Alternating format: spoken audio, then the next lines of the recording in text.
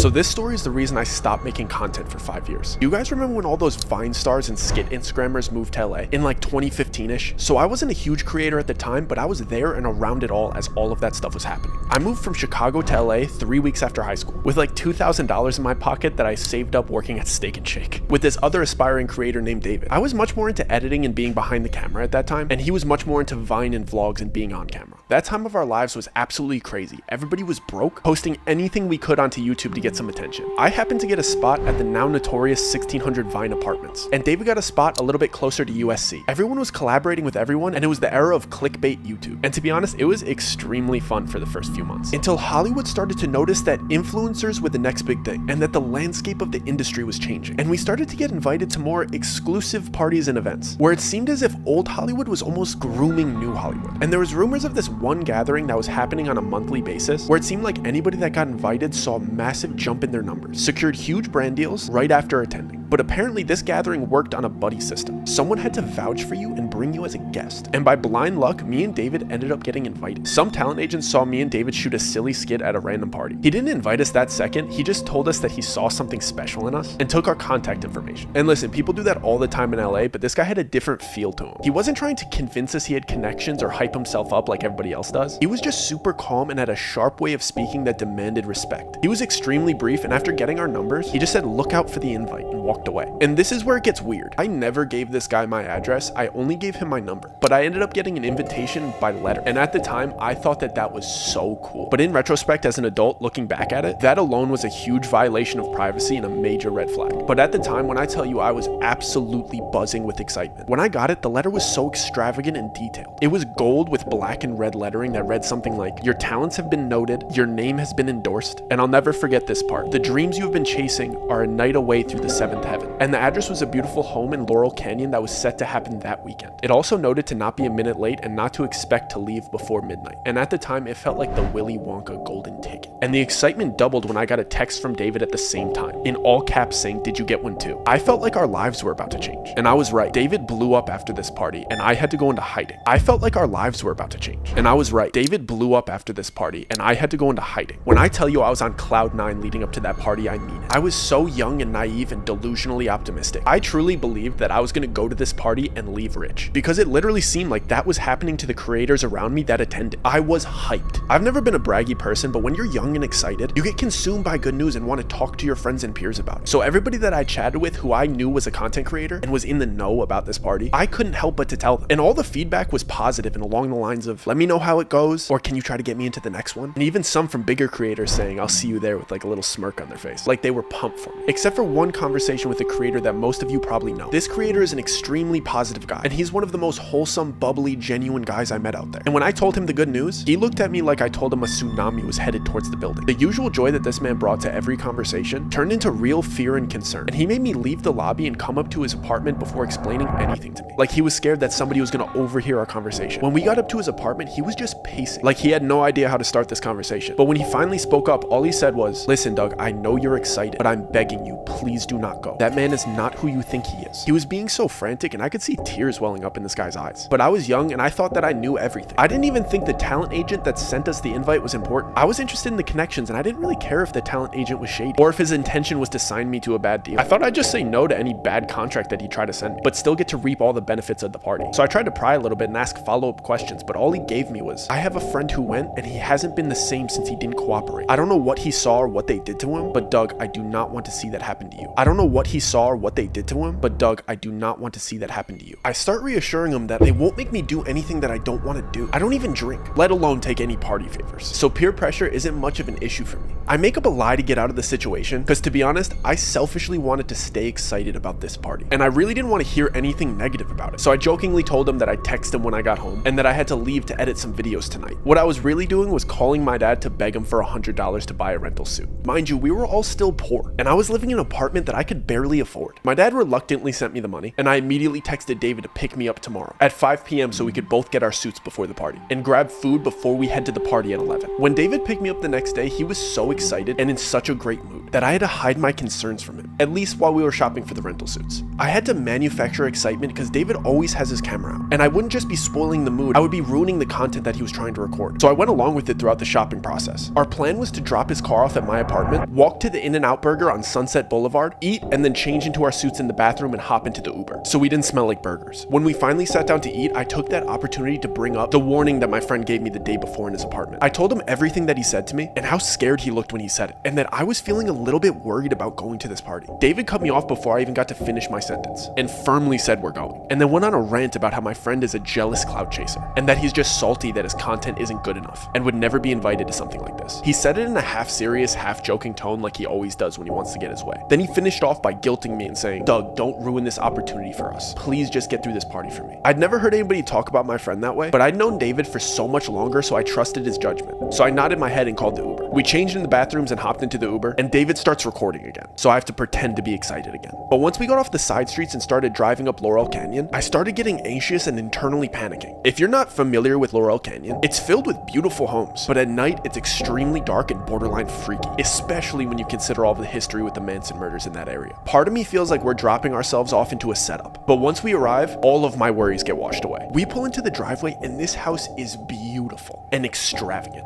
and everyone waiting in line to walk in is smiling and laughing and friendly. So I get excited again. At the door, they take our phones and have us sign an NDA, which isn't uncommon in house parties like this in LA. And they give us a mask and a name tag with funny aliases. My mask looked like a bear and David's looked like a bird. My alias was Stardust, which David got a crack out of, and his was Banshee. We enter what you could call like the lobby of the house, and as we're walking in, the apparent host of the party starts giving a speech. This man is very eccentric and outspoken, and he's got the cadence of a late night show host, and I spot the agent that invited us standing right behind him. The speech was basically just encouraging everybody to have fun and explaining the itinerary of the night. Apparently this was a themed room party, and all of the guests were instructed to move to the next room whenever the grandfather clock chimed. He wrapped up his speech with some cheeky joke, and then one line that still irks me to this day. He said, "Have fun now. Our descent starts at midnight." I tried to give David the eyes that I didn't like where this party was going. This type of behavior from people that I saw as adults made me extremely uncomfortable. The moment the host wrapped up his speech, a couple of workers came out of the doorway. They were holding a couple sets of long poles. All of a sudden, music started playing and everybody seemed like they knew what was going on. So I just went along with it. So I guess these parties start off with a big game of limbo. It's funny seeing people dressed so nicely playing a silly child's game, but it's even weirder seeing A-list celebrities being so excited to play because everybody had masks on, but when somebody that you grew up watching in movies walks by you with a quarter of their face covered, you still know it's them. I was amazed with how inviting and willing to introduce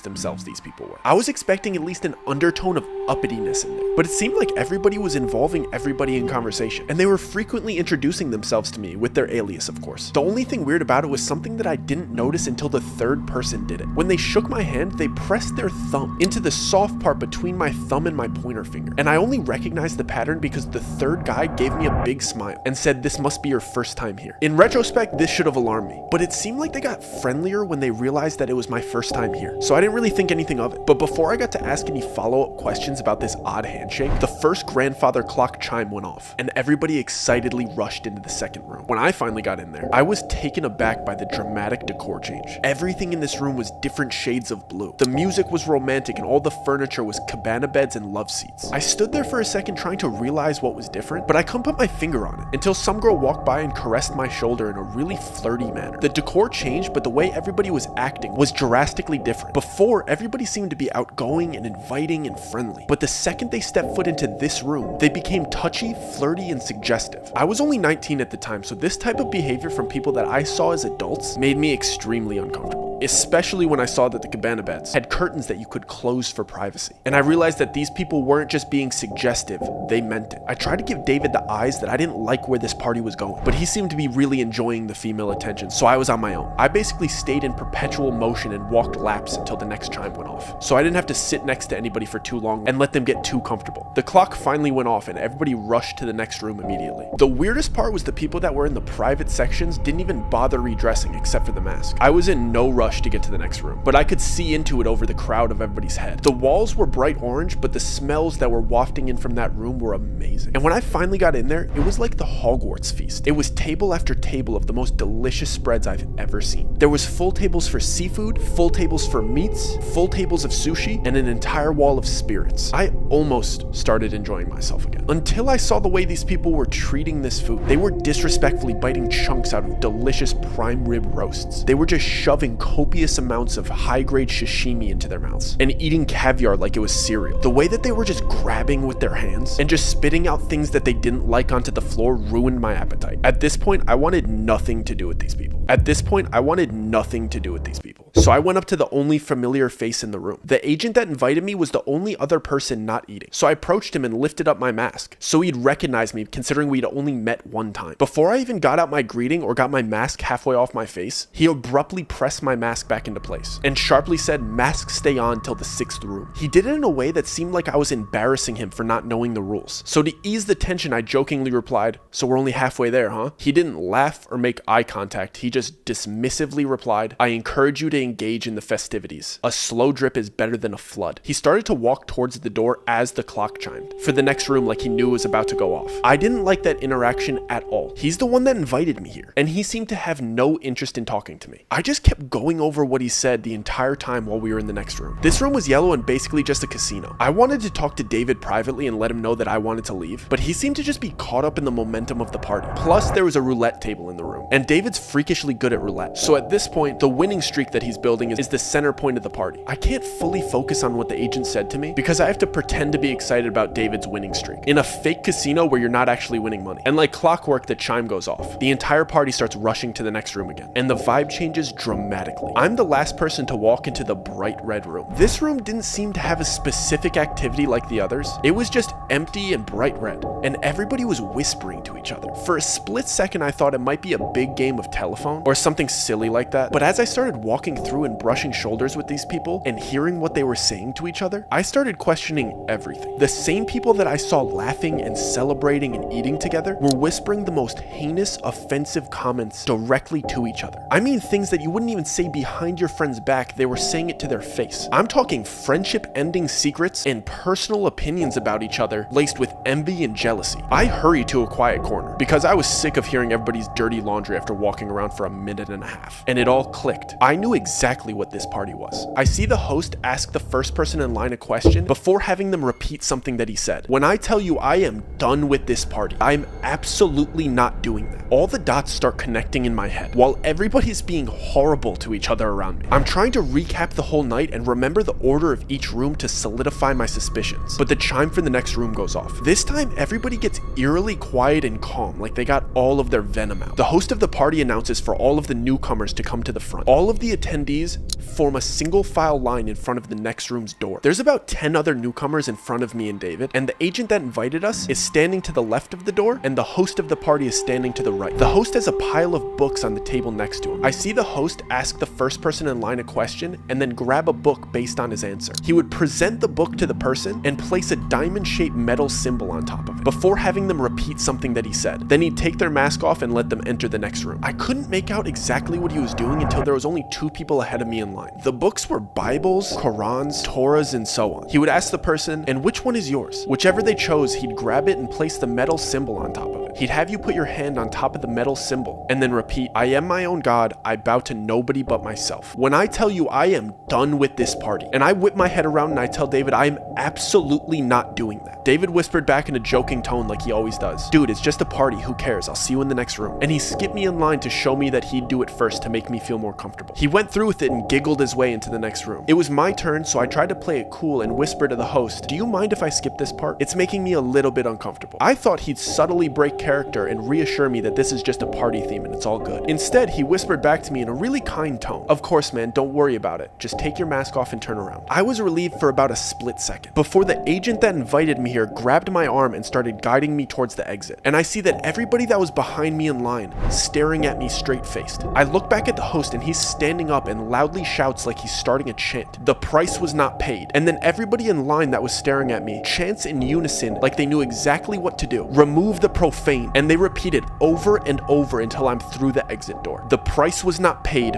Remove remove the profane. The price was not paid, remove the profane. So the agent just walks me to the closest door. He doesn't even walk me to the front of the party and out the front door. He just puts me out into the backyard. It's 4 a.m. My friend's still inside. I don't have my phone. So I decide to walk around the right side of the house because that's where all of the party attendees were kind of headed. Let me see if I could peek in and maybe flag down David to let him know I got kicked out. And there's some windows to the next room. But of course, these windows are like big church stained glass windows. And you can't really see through stained glass windows like the colored ones. But if you go really, really close and you look through the white parts, you could kind of see clearly what is on the inside. And this room is like a bizarre church replica without all of the seating. It's just a big church-like room. And all of the people that were in there had their masks off. And it was like a big circle and almost looked like an initiation. And all of these celebrities are standing around in a circle around the other 9 new people. It was 10 excluding me. And there was big TV grade cameras recording, and it looked like the group of celebrities and everybody else that was there was kind of cheering them on. But then there was clearly people in there that were much more serious and kind of threatening, and the 10 new people were in the middle of this room being forced to do horrible things that I wish I could unsee. And the new people clearly didn't want to do these things. They were being forced to do these things. And they were clearly recording it. And I see my friend being forced to do these horrible things in front of these people and in front of these cameras. I just start panicking. I don't know what to do. So in my head, I'm like, I just need to get out of here. So I start speed walking to the front of the house. And I'm thinking, I need to get out of this gate. There's only one street. We're on Laurel Canyon. So it's either I go left and start running towards Studio City, or I go right and start running towards West Hollywood. I'm not about to go knock on other people's doors. I'm just trying to get back to like civilization. And I'm trying to remember if we're closer to Studio City or if we're closer to West Hollywood. I don't even know. As I get to the front of the house, one of the employees is standing there, and he's standing in front of a car, and he has my phone. I'm not sure if he knows that I just saw everything, so I'm kind of standing there deer in headlights, but he just politely goes, here's your phone and here's your ride. Don't worry, the driver will take you home. So I take my phone and I sit in the car, and I'm trying to gauge to see if this driver has any malicious intent, but he doesn't seem to. And within the first 3 minutes, I know that they don't think I saw anything. They were just getting my stuff prepared and my car prepared to take me home, because they're under the impression that I didn't see anything too bad, and I got kicked out before any horrible things started happening to people inside of this party. So I get in the car and I'm checking my phone. My phone was fully charged when I got here, so I don't know what they did, but my phone won't turn on. I have to sit through this 30-minute car ride. One of my best friends is back at this party getting mistreated and recorded doing horrible things, and I can't tell anybody. So I get through this 30-minute horrible suspense-filled car ride thinking about all of the people that were so nice to me inside of this party, and the whole intent of this party was to butter me up to get me to do these horrible things. And when I finally get back to my apartment, I run upstairs, I plug my phone into the charger, and the first texts that come through are from my friend Joe. And I completely forgot that my friend Joe was coming to visit me. He was coming on a little mini vacation, and I was going to play tour guide and show him around the city. So now I'm thinking I only have like 4.5 hours to sleep before I have to go pick up my friend from the airport,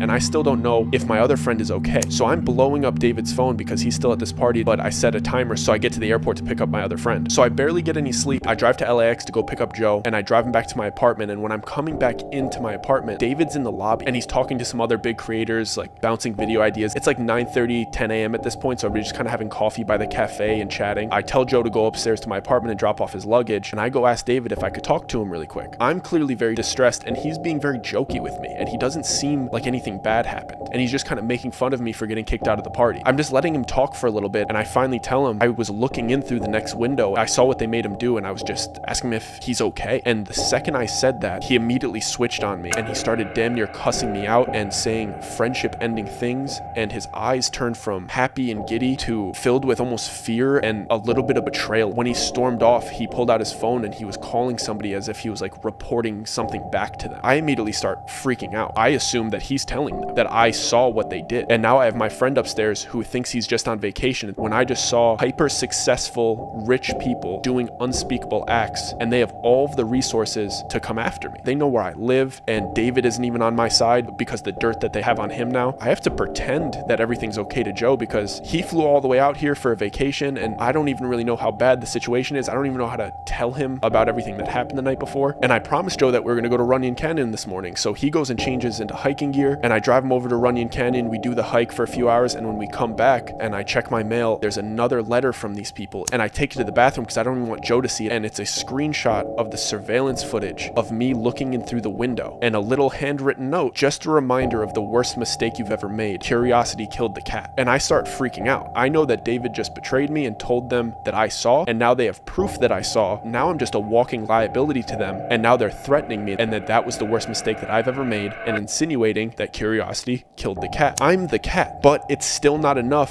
to tell Joe about what happened. So I just go on with this charade, and I'm just playing tourist, bringing my friend around the city, and the first day nothing happened. And to this day, I firmly believe that the only reason they didn't do anything to me is because Joe was there with me that whole week, and he had just finished the police academy, and he was officially a police officer. So I think me being with him is the only thing that kept me safe, because they weren't willing to do anything to a police officer. And I knew for sure they were keeping an eye on me the next day, because Joe asked me the night before if I had half and half for our coffees the next morning, and I didn't have any half and half, and he just jokingly said, who has coffee and doesn't have half and half? It was a conversation in passing, it was a joke, and the next morning we woke up and there was a full half and half in my fridge. And the only reason I noticed that is because Joe said, thanks for running out early and grabbing half and half, you didn't have to do that. I was kidding. I didn't go and grab that half and half. I knew that somebody was not only listening, but entered my apartment that night while we were sleeping. And then they started to do these things that only I would notice. Things that if you told anybody, they would look at you like you were crazy. Each night that we came home and we were just winding down and watching TV, I would go to turn my TV on and the remote control wouldn't work. And I would check the batteries, and the batteries would be switched from positive to negative and negative to positive.